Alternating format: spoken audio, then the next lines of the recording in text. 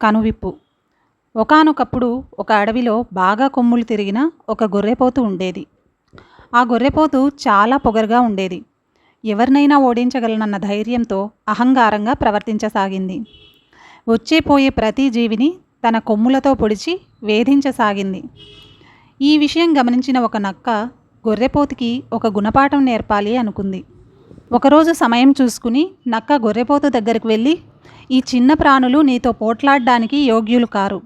నీకు తగిన విరోధిని నేను చూపిస్తాను అని ఆ గొర్రెపోతును నమ్మబలికింది. ఈ మాటలు విన్న గొర్రెపోతుకు ఆసక్తి కలిగింది. ఆ విరోధి ఎవరు అని నక్కను అడిగింది. అదిగో ఆ కొండను చూడు, ఎంత ఎత్తుగా ఉందో.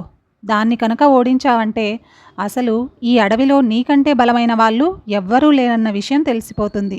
గొర్రెపోతు చాలా ఆసక్తిగా నక్క మాటల్ని వింటోంది. నీ బలమేంటో అందరికీ చెప్పకనే చెప్పినట్టు అవుతుంది అని నక్క తెలివిగా జవాబు చెప్పింది. ఆ గొర్రెపోతు లోపలే ఆనందపడసాగింది. దాని ఉత్సాహం రెట్టింపయింది. ఈ కొండను కనుక నేను ఓడించానంటే అడవిలో ఉన్న వాళ్ళందరికీ నేనంటే భయం ఏర్పడుతుంది. దాంతో వాళ్ళందరూ నే చెప్పినట్టే వింటారు అంటూ లోపల మురిసిపోసాగింది.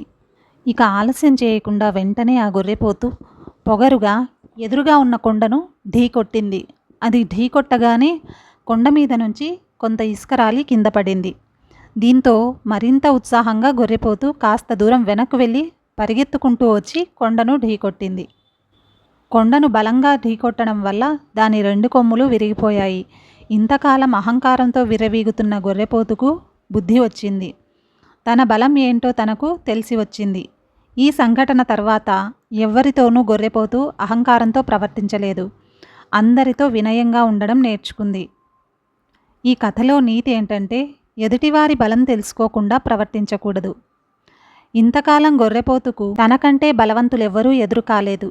దాంతో దాని అహంకారానికి హద్దులు లేకుండా పోయాయి. నక్క వేసిన పథకంతో గొర్రెపోతుకు తన బలం ఏంటో తనకు తెలిసి వచ్చింది. అహంకారం అంటే మనల్ని మనం ఎక్కువ చేసుకుని ఎదుటి వాళ్ళను తక్కువ చేసి చూడడం. ఈ ఎక్కువ తక్కువ భావనలు మనసులోకి రాకుండా చూసుకోవాలి.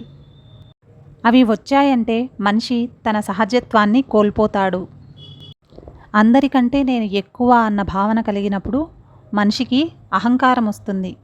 లేదా అందరికంటే నేను తక్కువ, నేనే దేనికి పనికిరాను అన్న భావన కలిగినప్పుడు మనిషికి ఆత్మన్యూనతా భావం కలుగుతుంది. కొంతమంది మనుషులు ఈ అహంకార ప్రవర్తనతో ఉంటే ఇంకొంతమంది ఆత్మన్యూనతాభావంతో బాధపడుతూ ఉంటారు.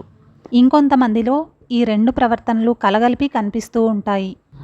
అహంకారం, ఆత్మన్యూనతాభావం రెండూ మంచివి కాదు. రెండూ మనిషిని తన సహజ స్థితిని కోల్పోయేలా చేస్తాయి. అందుకే ఎక్కువ తక్కువ భావాలు లేకుండా అందరితో కలిసిమెలిసి జీవించాలి. ఇదండి ఇవాల్టి కథ. మరో మంచి కథతో నెక్స్ట్ వీడియోలో కలుసుకుందాం.